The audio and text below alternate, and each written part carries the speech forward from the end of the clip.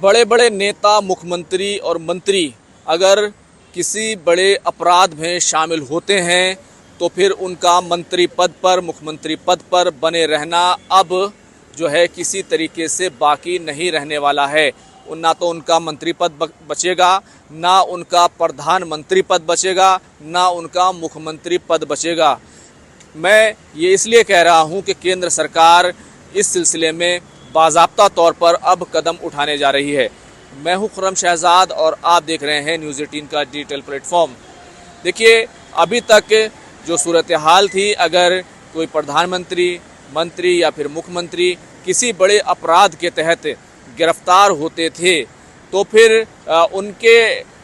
मंत्री पद से हटाए जाने, मुख्यमंत्री पद से हटाए जाने को लेकर कोई कानूनी प्रावधान नहीं था। जैसे दिल्ली के मुख्यमंत्री अरविंद केजरीवाल, वो लंबे समय तक, लगभग 6 महीने तक वो जेल में रहे, लेकिन उसके बाद ही उन्होंने इस्तीफा दिया। इसी तरीके से दिल्ली के मंत्री सत्येंद्र जैन, जो हेल्थ मिनिस्टर थे, वो भी जेल में रहे और काफ़ी वक्त के बाद जो है उनको उनके मंत्री पद से हटाया गया। इसी तरीके से तमिलनाडु में भी एक मंत्री जो है वो 200 से ज़्यादा दिनों तक जेल में रहे और उन पर जो है आपराधिक जो है मामला दर्ज था, उन पर जो है बहुत ही संगीन धाराओं में मामला दर्ज था, लेकिन वो जेल में रहे। लेकिन इस सब के बावजूद जो है वो अपने मंत्री पद पर बने रहे। तो ये जो पूरी सूरत हाल है, इसको लेकर केंद्र सरकार ने अब एक बड़ा कदम उठाया है, क्योंकि दिल्ली में जिस तरीके से एक संवैधानिक संकट जो है कहना चाहिए वो पैदा हो गया था जब दिल्ली के मुख्यमंत्री अरविंद केजरीवाल खुद जेल में चले गए थे और उन्होंने इस्तीफा नहीं दिया था। काफ़ी बाद में जो है आतिशी सिंह जो है उनको मुख्यमंत्री जो है दिल्ली में बनाया गया और उसके बाद फिर चुनाव हुए, जिसके बाद दिल्ली में भाजपा की सरकार बन गई। अब केंद्र सरकार का जो गृह मंत्रालय है वो 3 जो है विधेयक जो है वो पेश करने जा रहा है और इन 3 विधेयकों में जो 3 बिल हैं उनमें एक तो 130वां संशोधन है जो संविधान में किया जाने वाला है। इसी के साथ साथ गवर्नमेंट ऑफ यूनियन टेरिटरी संशोधन विधेयक, इसको जो है आज उसको पेश किया जाएगा। इसी तरीके से Jammu Kashmir reorganisation amendment bill,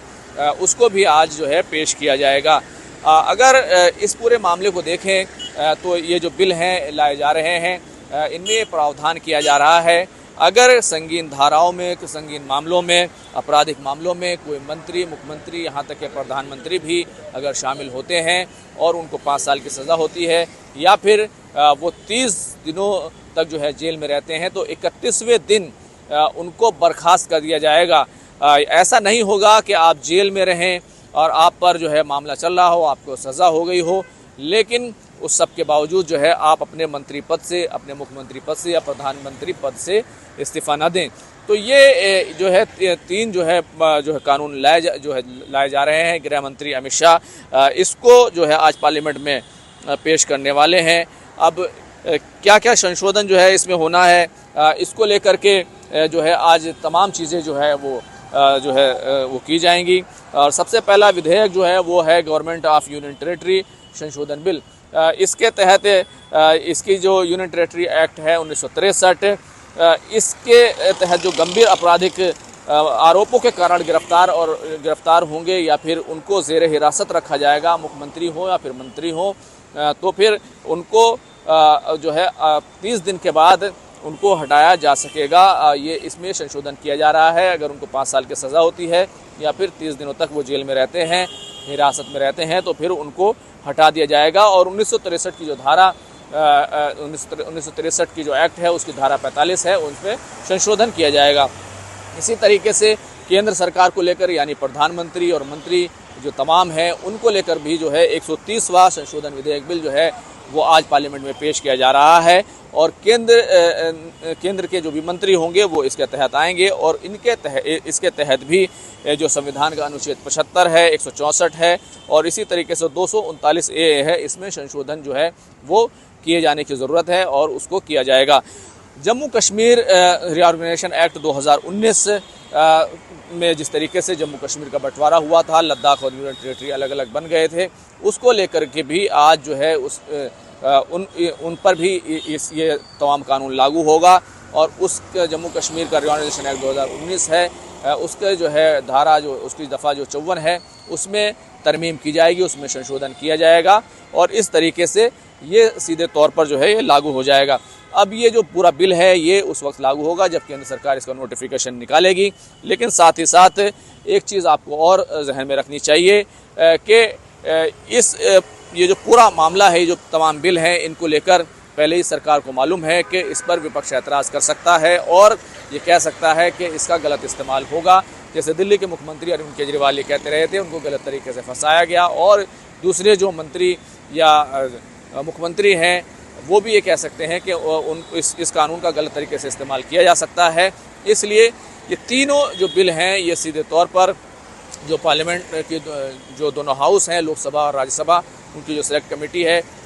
उनको जो है ये भेजा जाएगा और वहाँ पर इस कानून को और ज़्यादा बेहतर तरीके से इसकी जांच परख जो है की जाएगी और उसके बाद दोबारा से ये पार्लियामेंट में आएगा और इसमें तमाम तरह के बदलाव के बाद इसको जो है पास किया जाएगा। तो कुल मिलाकर अभी तक जो तमाम खबरें आ रही हैं वो यही हैं कि सीधे तौर पर अब जो प्रधानमंत्री हों, मंत्री हों, मुख्यमंत्री हों, राज्य के मंत्री हों, उन सभी के लिए अगर वो संगीन अपराधों में पकड़े जाते हैं और 30 दिनों से ज़्यादा वो हिरासत में रहते हैं या फिर 5 साल की उनको सज़ा होती है, तो उनको उनके मंत्री पद से, उनके पद से बर्खास्त जो है करने का एक तरीके से रास्ता जो है इस कानून के तहत साफ़ हो गया है। और जो संवैधानिक संकट जो है बन जाता था उसको लेकर कहीं ना कहीं सरकार ने एक कदम उठाया है। तमाम तरह की राजनीति आपको इसमें देखने को मिलेगी, लेकिन